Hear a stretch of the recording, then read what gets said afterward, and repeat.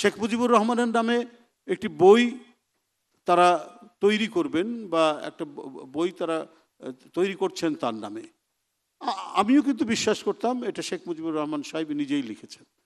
কিন্তু যে এখন নতুন যে ঘটনা ঘটছে, একজন পুলিশ অফিসারকে সে দায়িত্ব দেওয়া হয়েছে, তিনি তার কয়েকজন সহকর্মী সহ সেইটা তৈরি করেছেন এবং এই জন্য তাদেরকে প্লট দেওয়া হয়েছে, এই জন্য তাদেরকে 1 কোটি করে টাকা দেওয়া হয়েছে। যে কি ধরনের রাষ্ট্র নিয়ে, দেশের মানুষের অর্থ নিয়ে, রাষ্ট্রের অর্থ নিয়ে কি লুটপাটটা করা হয়েছে, কি অনাচারটা করা হয়েছে, সেটা কি মানে বলে শেষ করা যাবে? সেটা তো বলে শেষ করা যাবে না। এইভাবে আপনার দেশের 27 লক্ষ কোটি টাকা 16 বছরে নানাভাবেই পাচার হয়েছে। জিনিস কেনাকাটার নামে, আপনার মেগা প্রজেক্টের নামে নানাভাবেই 27 লক্ষ কোটি টাকা পাচার করা হয়েছে। তো এর জন্য জনমানুষের ভিতর কি ক্ষোভ তৈরি হয়নি?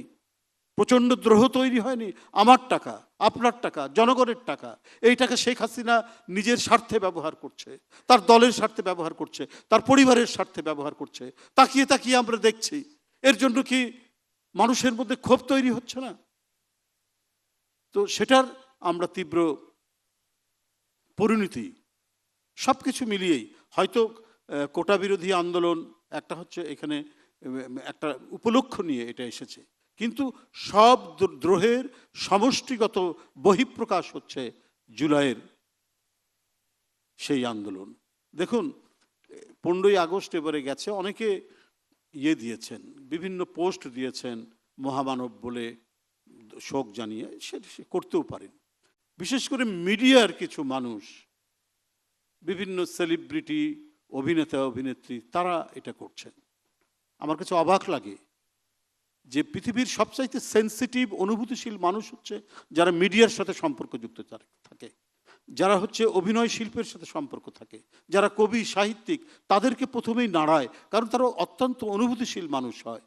কিন্তু যে পানি লাগবে পানি বলে যে মুগ্ধ, তার আরেক বন্ধুর জন্য গুলি খেতে খেতে তবুও পানি নিয়ে যাচ্ছে, এই সমস্ত অভিনয় শিল্পী, কবি সাহিত্যিকদের মনকে এতটুকু নাড়া দেয়নি? তারা সেদিন এটা পোস্ট দিচ্ছেন, আরও নানা কথা বলছেন, কিন্তু আমরা কেন দিচ্ছেন সেটা বুঝতে পারছি। মানুষের মধ্যে, আমি বলবো যে জনগণের মধ্যে নয়, এই সমস্ত তথাকথিত কবি সাহিত্যিক শিল্পী অভিনয় শিল্পী, তারপরে আমরা সাংস্কৃতিক ব্যক্তিত্ব বা সংস্কৃতির চর্চার সাথে, শিল্পের চর্চার সাথে যারা থাকেন, এরা বোধহয় তাদের ওই অনুভূতির জায়গাটা বিসর্জন দিয়েছে। কারণ আজকেই পড়লাম এদের অনেককেই রানওয়ের পাশে, যেটা একেবারেই বেআইনি, সেখানে তাদেরকে প্লট দেওয়া হয়েছে। অর্থাৎ বস্তুগত স্বার্থের লোভে এরা নগ্নভাবে ফ্যাসিবাদের উপাসনা করেছেন, ফ্যাসিবাদের পক্ষে তারা থেকেছেন।